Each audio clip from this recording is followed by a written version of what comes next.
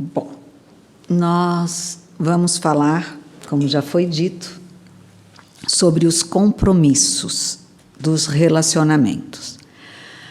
A nossa conversa de hoje à noite, ela foi baseada no livro do Raul Teixeira, tá? Ele, pelo espírito de Teresa de Brito, o nome do livro é Vereda Familiar. Na verdade, como diz o nome, ele trata mais das relações conjugais, né, da família. Só que a família, ela é o nosso primeiro centro social de vivência, né?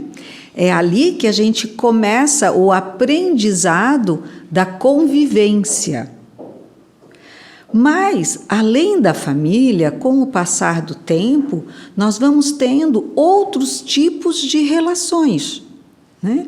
A criança começa a relação na creche, na escolinha, né? O adolescente continua nessa mesma área de atuação, mas já vai ampliando aos amiguinhos, a casa dos amigos, né? Quer dizer, vai tendo relacionamentos com outras famílias, outros costumes. Então, a nossa vida, né? Depois de adultos, então, nem se fala, universidade, trabalho, né?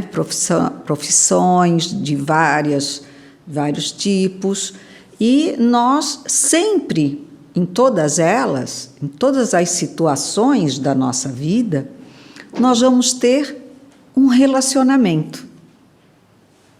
Até aqueles que dizem, não, mas eu moro sozinho, já sou aposentado, vivo sozinho, é mentira, né?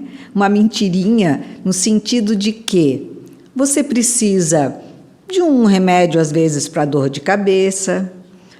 Então, você vai ter que ir na farmácia e vai ter que se relacionar com o farmacêutico, né? Você, de repente, pode precisar de uma fruta, se pedir pela internet, você vai receber em casa, você vai ter contato com o entregador, no mínimo, se não for até a própria quitanda, né, verdureira, tal, para adquirir os seus produtos. E assim sucessivamente, quer dizer, não tem como nós vivermos completamente isolados, né?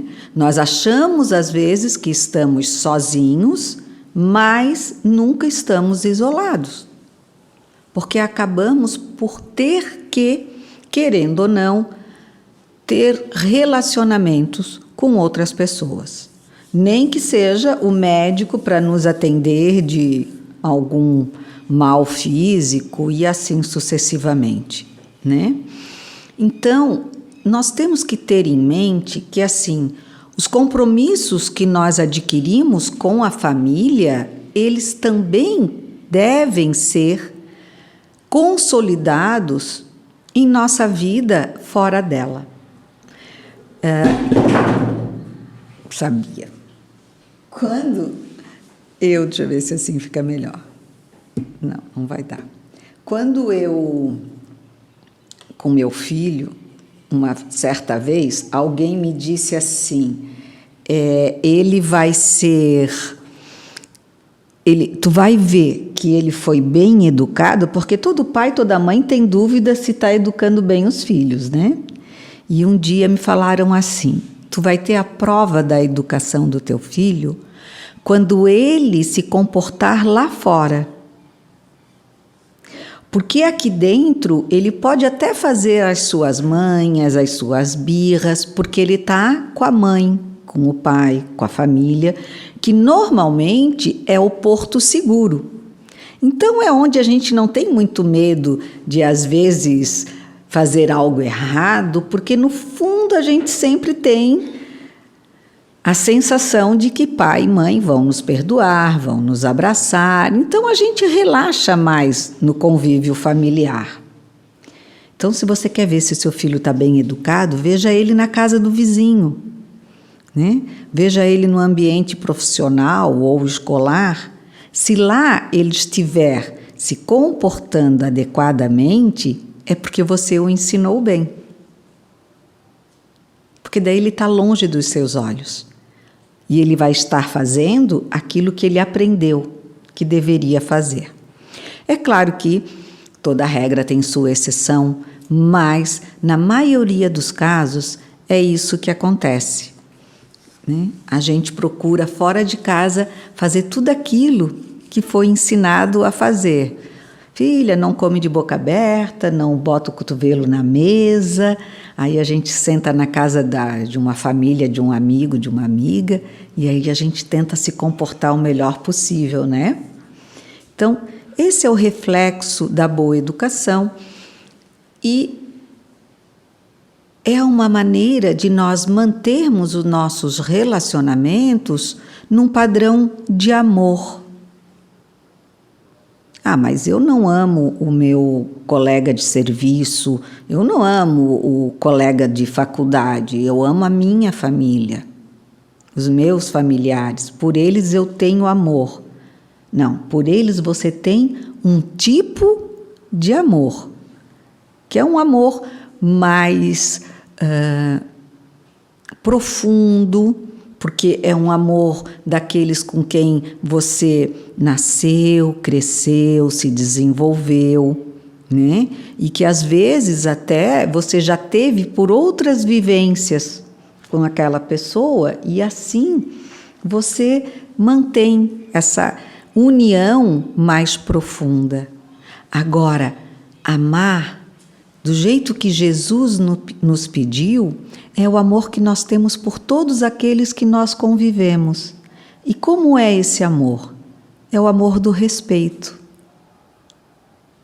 Esse é o amor fundamental. É o amor do respeito, que nós devemos aprender no lar e deixar que ele se alastre por todos os nossos relacionamentos.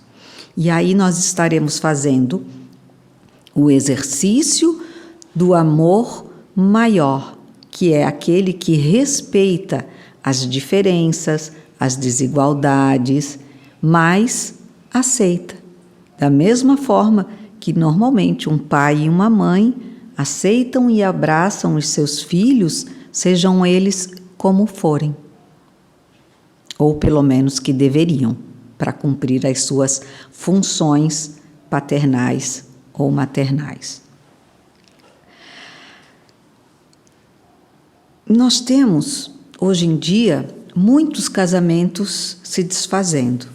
Com a pandemia, dizem que no mês de junho do ano passado, houve um aumento de 50% das separações. Né? E por quê? Porque as pessoas não estão acostumadas a conviver. Não sabem viver com o outro.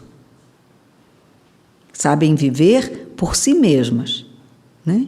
Muitas relações que acontecem por acaso ou por simples relação carnal. E que daí, na hora que exige um contato de almas, de convivência maior, se estranham. Porque não conviviam, apenas partilhavam um leito em suas casas. Durante os dias, cada um ia para o seu serviço, cada um para as suas funções, para os seus objetivos profissionais, emocionais, enfim, e se encontravam no lar para dividir o quarto. Né? Os pequenos dias de folga, talvez a esposa fosse sair com as amigas ou fosse visitar a família, o marido talvez fosse sair com os amigos ou jogar futebol ou visitar a sua família, e por aí cada um seguia um caminho.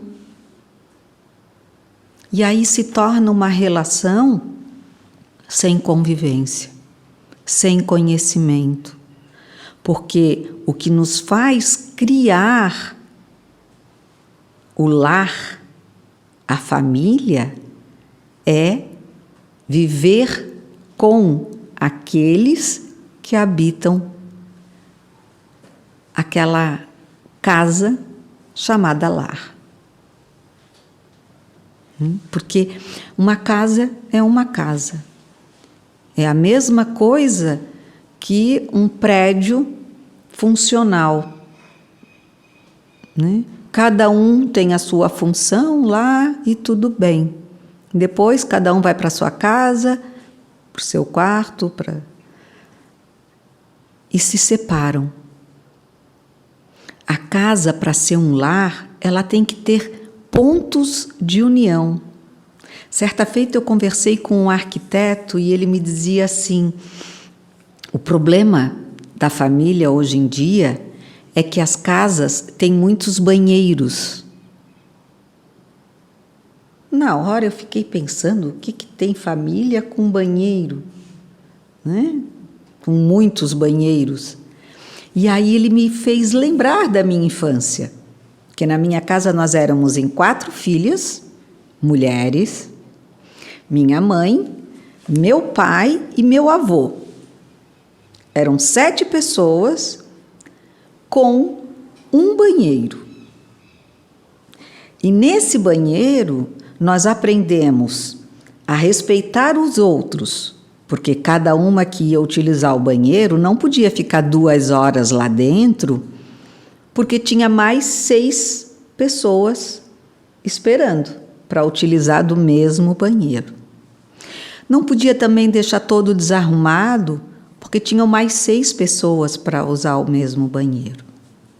Não podiam deixar a toalha jogada, porque não ia ter espaço para 6 toalhas jogadas no mesmo banheiro. Aprendeu-se a dividir na hora da escovação dos dentes, porque todas tinham que sair correndo para ir para a escola.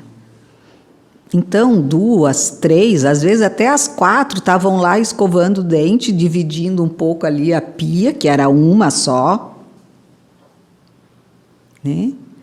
Para conseguir se aprontar para ir para a escola. Né? Fora meu pai, que era militar, que também acordava cedo, que tinha que se arrumar. Né? O único homem da casa, depois veio meu avô, mas enfim, não se tinha tanta liberdade com o pai, né? Como se tinha com a mãe. Isso para uma mãe que já fosse mais moderna e liberasse um pouco a sua intimidade com as filhas, né? Porque minha avó, acho que nunca se trocou na frente da minha mãe. Minha mãe já nos dava essa liberdade, que para aquele tempo era difícil. Então, quando ele começou a me explicar, eu fiquei me lembrando, de fato, ali a gente aprendeu muita coisa com um banheiro só. A gente aprendeu a conviver, porque cada uma tinha um momento para fazer as coisas, cada uma tinha que esperar para fazer alguma coisa pela outra, então tinha que ter paciência, né? Tinha que entender a necessidade das outras. Quando começaram as mais velhas a ficar mocinhas, né? A menor ainda muito curiosa, daí afastavam, aquelas coisas. A gente vai aprendendo a entender. E mesmo quando não entende, a respeitar. Ai, a minha irmã agora não quer mais que eu entre no banheiro com ela. Aí a mãe vinha, mas a tua irmã está uma mocinha, agora tem que esperar um pouquinho, porque ela já é uma mulher, você ainda é muito criança. A gente não entendia nada do que ela estava querendo dizer, mas se a mãe falou, a gente respeita. Hoje em dia, as casas, na sua maioria, têm no mínimo 2 banheiros, a suíte do casal e um outro banheiro chamado social para todos os filhos da casa. Só que a maioria das casas, hoje em dia, tem 1, 2 filhos.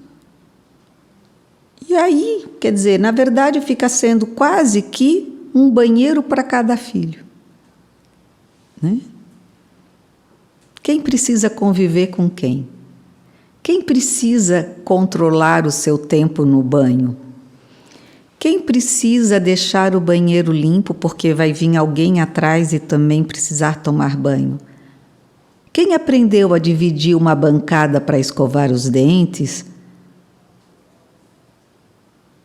Se cada um tem a sua. E aí a gente fica às vezes perplexo. Por que os meus filhos são tão egoístas? Por que os meus filhos não pensam em mim?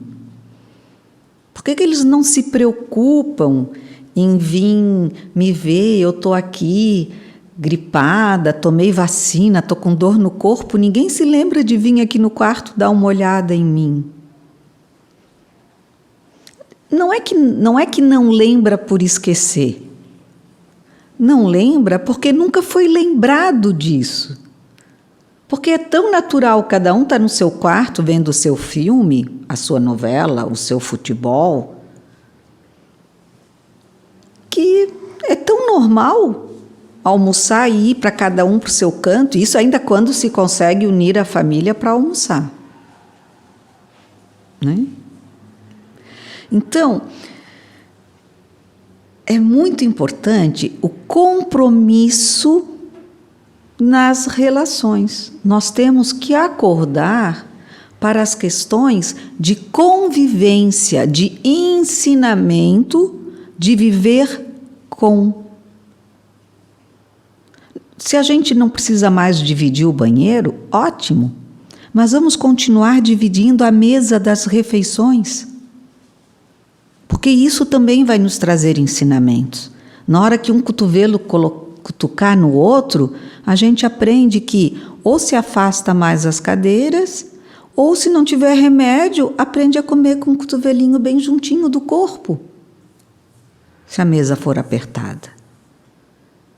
E aprende a não xingar o outro, e a entender que na vida há limites, dos quais não tem opção. É aceitar ou aceitar. A não ser que queira levar o prato e comer no quarto em cima da cama. E aí, novamente, o afastamento.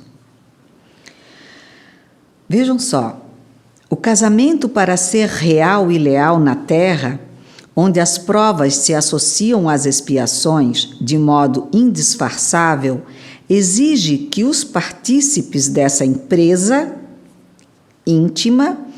Lembram que eu falei que a família, a gente aprende o relacionamento para ir lá fora? Eles colocam o casamento como uma empresa íntima. Né? Está associado, é uma empresa, é uma convivência. Mais profunda porque a gente aprende a dar e a receber mais amor naquele ambiente. Dessa empresa íntima hajam logrado a maturidade de intenções que estejam elaborando o próprio equilíbrio emocional, certos de que a sua escolha está embasada no sentimento do bem-querer. Quando a afinidade dos corações, o diálogo prazeroso, o acompanhamento fraternal, a ternura espontânea destaquem a importância da conjugação dos ideais, de modo que a comunhão hormonal, por meio da conjunção corporal, seja um coroamento desse processo crescente de afetuosidade que as responsabilidades do lar chancelam. Vejam o grau de importância disso, de termos então um equilíbrio emocional de ambos. No caso aqui, claro, ele está falando mais diretamente ao casal, mas eu volto a dizer, todo e qualquer relacionamento que queiramos que dê certo, nós temos que ter esse mesmo cuidado. Vocês nunca ouviram falar alguém dizer assim, eu me dou, meu relacionamento com fulano ou com Beltrana é tão é tão bom que eu só não digo que é um casamento perfeito porque não tem sexo. Mas eu amo aquela pessoa. E ama mesmo. Porque quando a gente tem esse relacionamento de respeito, o amor só cresce.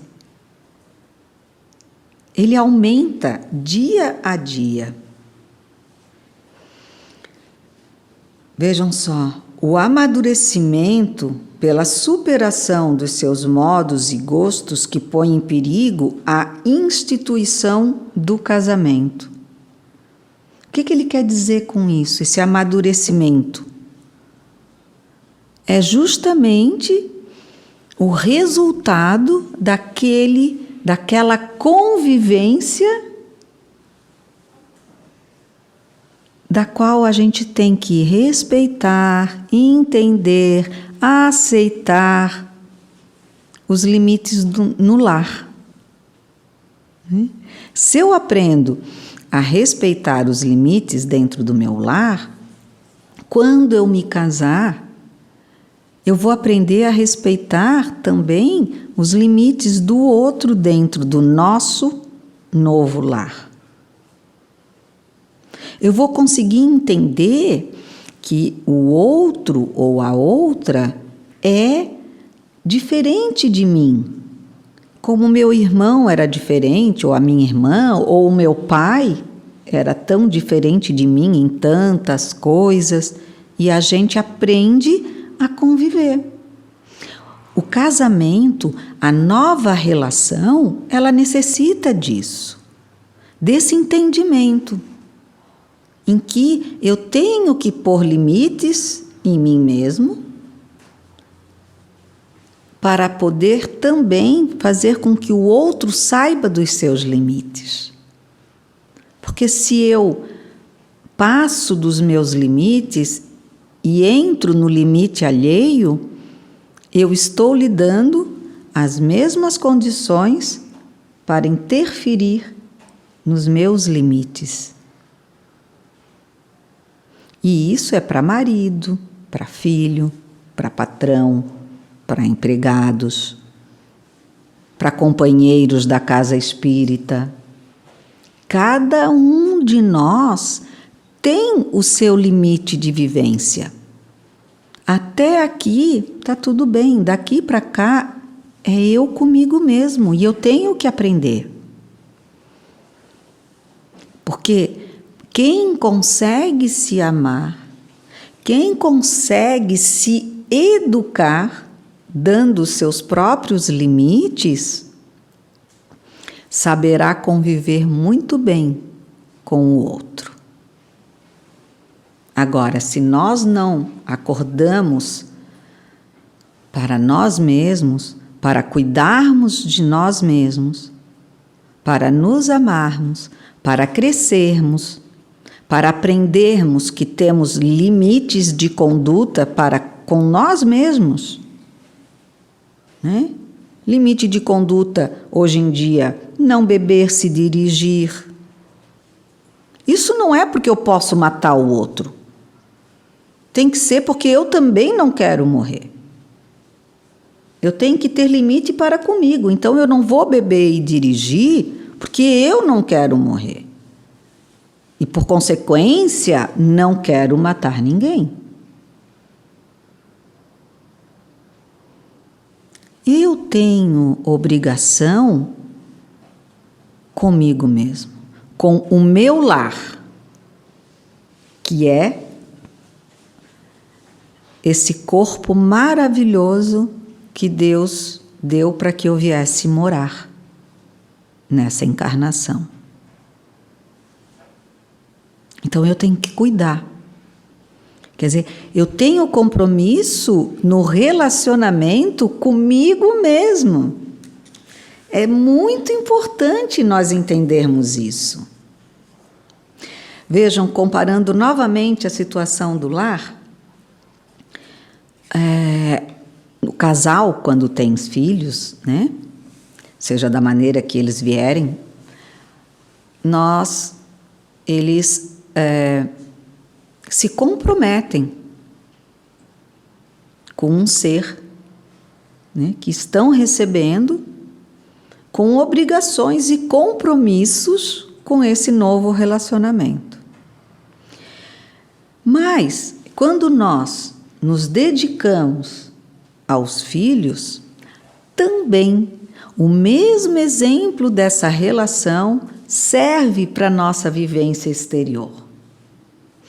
Olhem só, tem um parágrafo aqui que diz assim: nos seus contatos, pense que, desejando ou não, estará escrevendo em um ser as dantescas tragédias que ajudarão a fazê-lo cair ou estagnar, ou as felizes lições que lhe servirão como trilha segura de redenção.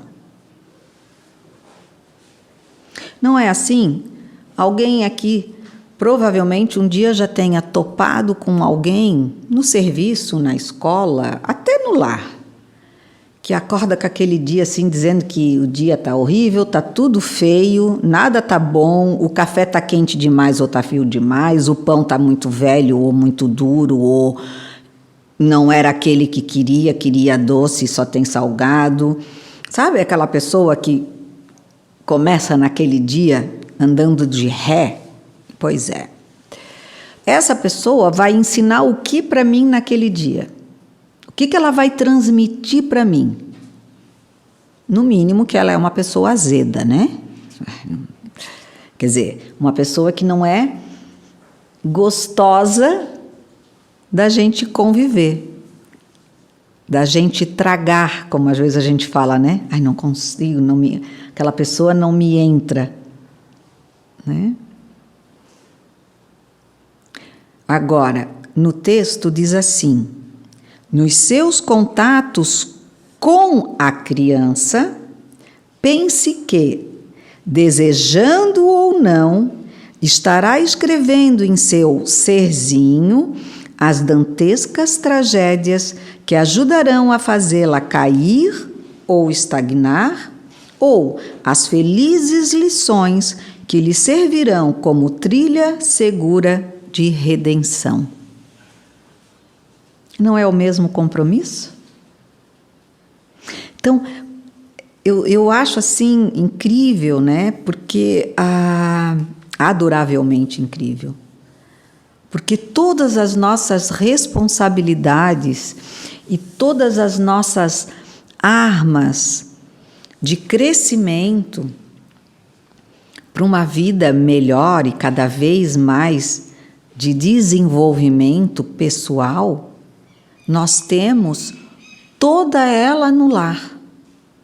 Toda a cartilha está no lar. O vestibular é na hora que a gente bota o pé para fora do lar. Aí a gente vai ver se passa na prova ou não. Então, vejam, nós temos a responsabilidade de aprender com nossos pais, nós temos a responsabilidade de ensinarmos como pais. E na posição de pais aqui eu coloco tios, avós, professores, colegas de trabalho. Porque nós somos responsáveis, não apenas por nós mesmos, mas por todo o próximo, nosso próximo. Porque Jesus nos pediu: amai a Deus sobre todas as coisas e ao próximo como a ti mesmo. E eu só posso amar ao próximo como a mim mesmo se eu aprender a respeitar o próximo e desejar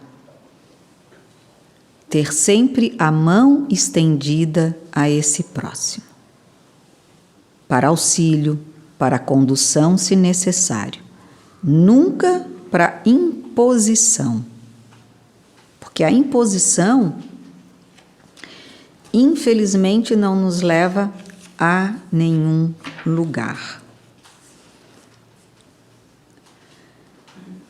nós temos uma lamentável conclusão, né? No texto do livro nos diz assim: é lamentável o ouvido a que é relegada a oração em grande número de lares pela terra inteira. Mesmo em grupos familiares que envergam a rotulagem cristã, falta o aconchego maior com as fontes fecundas de paz em que se converte a oração. Às vezes a gente reclama que a vida não está boa, que está tudo difícil, que o filho não obedece, que a filha não dorme bem, que o marido não para em casa. Mas será que a gente já parou para fazer uma oração?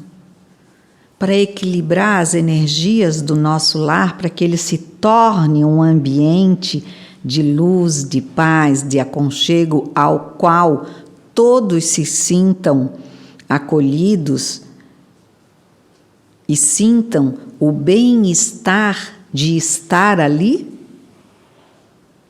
E isso não se prolonga também quando a gente está num meio profissional que não está legal?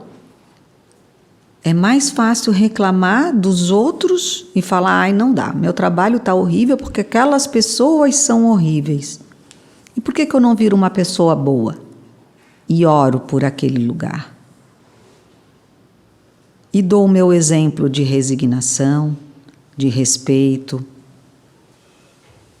de paz, de tranquilidade, e não fico fomentando mais e mais problemas. Compromisso nas relações, meus irmãos, é isso. É amar ao próximo como a mim mesmo. É respeitar ao próximo como eu me respeito. É me dedicar ao próximo como eu gostaria que ele se dedicasse a mim. Isso resume todo e qualquer compromisso que nós tenhamos em nossas vidas. A vitória desses compromissos dependem única e exclusivamente desse amor verdadeiro, de respeito, de aceitação. A maneira que se vai conviver é de cada um, né? No sentido, se vai trabalhar 8 horas com aquela pessoa, se vai casar, se é amigo, se é colega.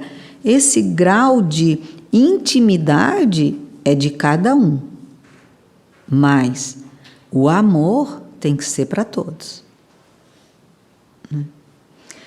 Bom, o tempo voa, mas eu acho que deu para a gente perceber, ao invés de eu chegar aqui e trazer regrinhas, né, de como a gente deve se comprometer nas relações, eu acho que o importante é cada um descobrir em si, né, como efetivar essas relações, né, sempre baseadas no pensamento do amor. Obrigada a todos, uma boa noite, obrigada à casa por mais esse convite. Que assim seja.